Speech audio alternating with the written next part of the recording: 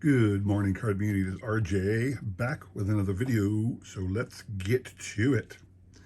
Today's random Mike Schmidt item of the day, or the Phillies item, but anything Phillies related, as long as it involves Mike, to me, is also a Mike Schmidt collectible. So this is a SportsFlix Magic Motion Trivia card, although it's really not a trivia card on this particular case. This one came out of a boxed set called the 1987 Team Preview card set by SportsFlix, kicked out early in the 1987 season, obviously. And you have the logo on the front with the word all-time league leaders. And on the back is just that. It's the list of the career leaders for that franchise in every category.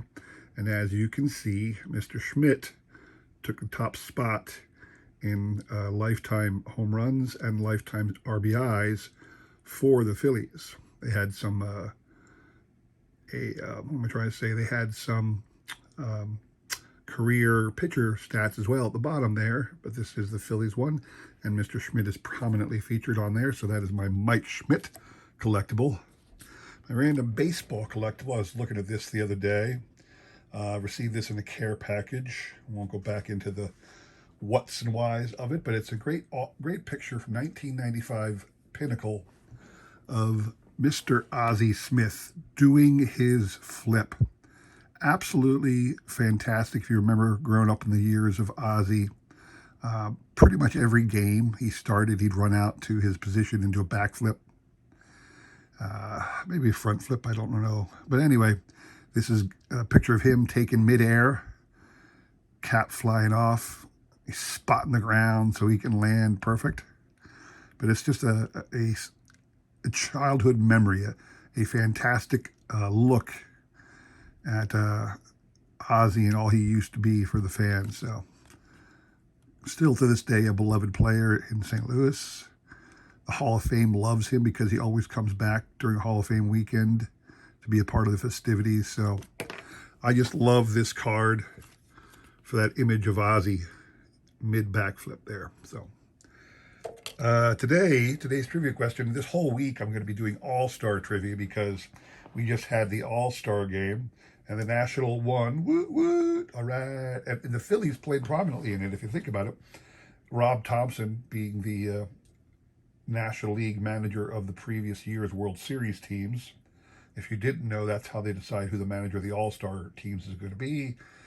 Whatever teams made it to the World Series the previous season managed the All-Star teams the following season. So Rob was the National League manager. Dusty Baker was the American League manager. And the American League was, or the National League was nice enough to eke out a win for us fans.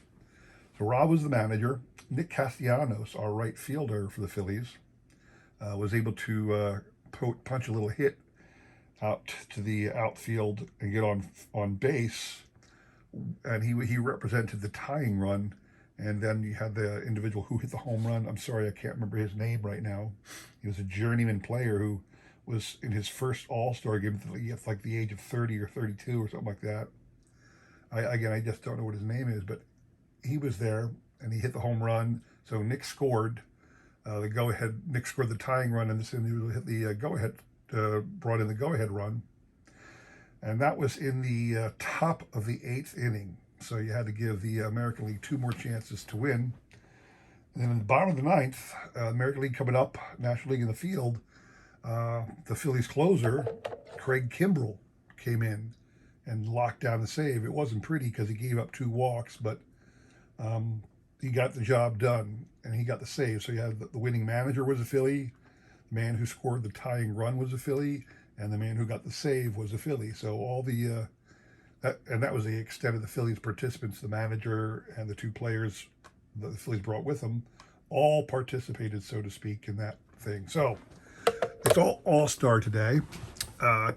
Since it's all-star, your prize is going to be all-star related. You have here a 1983 Topps Mike Schmidt all-star card and a 1985 Topps Ozzie Smith all-star card.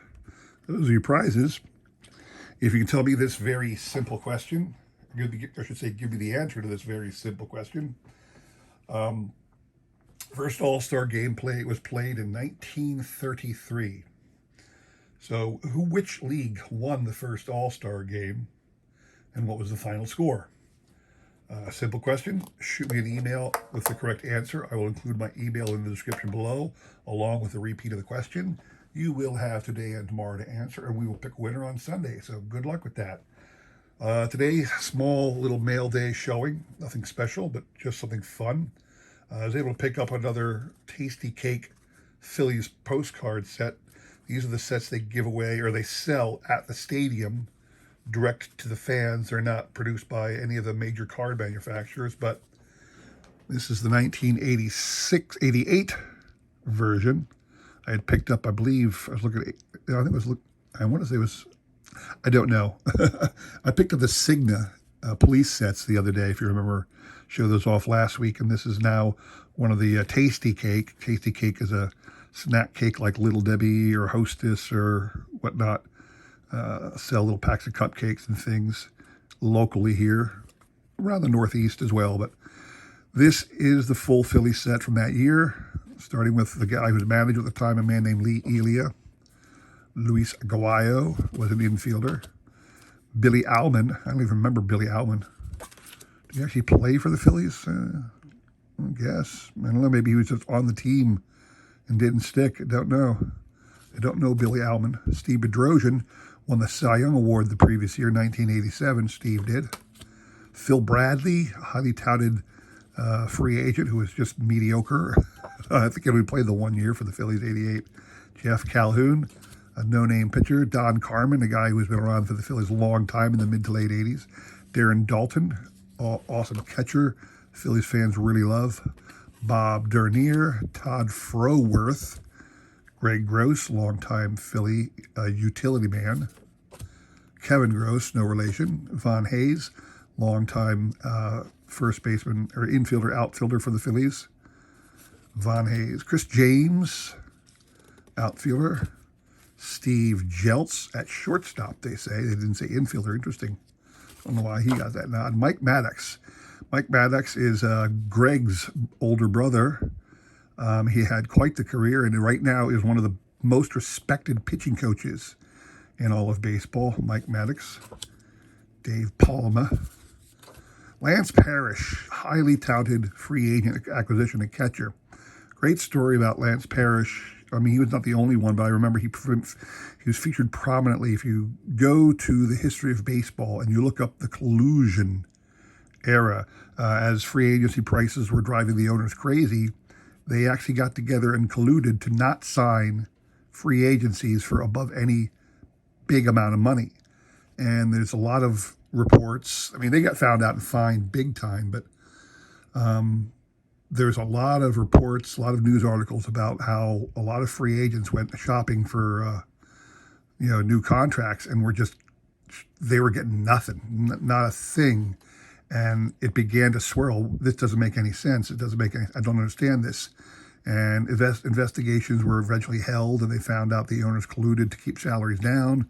Lance Parrish was a big part of that because he really expected huge money from an off-season deal, and he got like chump change from the Phillies and took it because he realized that's all he was going to get. So that's a great story if you want to look it up. Shane Rawley. Shane Rawley was around for a number of teams for several years, yeah. Been with the Phillies a couple of years by then. Wally Ritchie. I remember Wally Ritchie is like a prospect for the Phils. Didn't pan out too much. Bruce Ruffin, another longtime mediocre pitcher for the Phillies. Juan Samuel, who's been in the Phillies organization as a coach and things for years now. There's the Mike Schmidt version. Love it.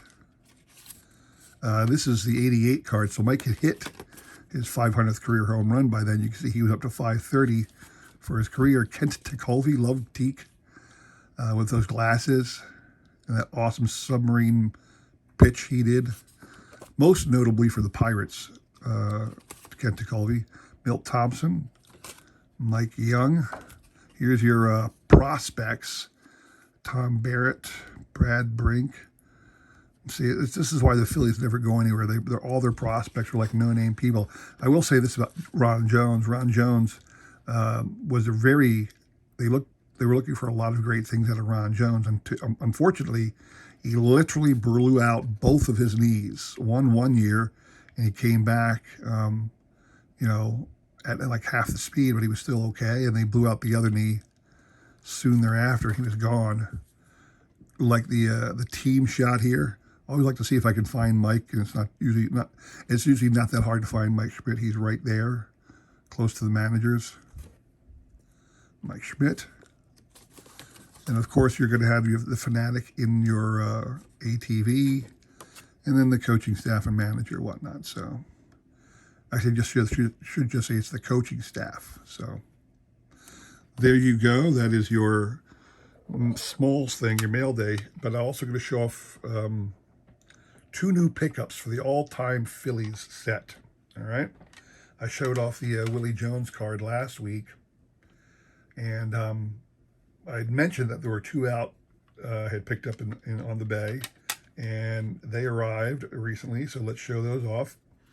First one, 1973 Topps Gary Maddox rookie card. Gary Maddox, a long-time center fielder for the Phillies. Came over in a trade from the Giants mid-'70s. And great line from Tim McCarver, the announcer and longtime catcher for the Cardinals and Phils. A couple of other teams too, but most notably the Cardinals and the Phils. But Tim McCarver once said, you know, 2/3 of like 75% of the world is covered by water. The other 25% is covered by Greg Maddux. He was that legendary, a center fielder.